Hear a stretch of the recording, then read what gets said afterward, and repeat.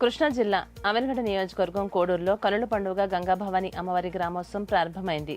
మహిళా భక్తులు అమ్మవారికి పసుపు కుంకుమ వేపాకుతో నీళ్లను అమ్మవారి వాహనం వద్ద పారిపోసి గ్రామోత్సవాన్ని ప్రారంభించారు.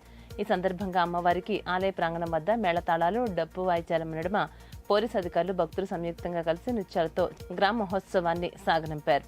వాహనం ఎదుట భక్తులు చేసిన నృత్యాలు ఎంతగానో ఆకర్షించాయి.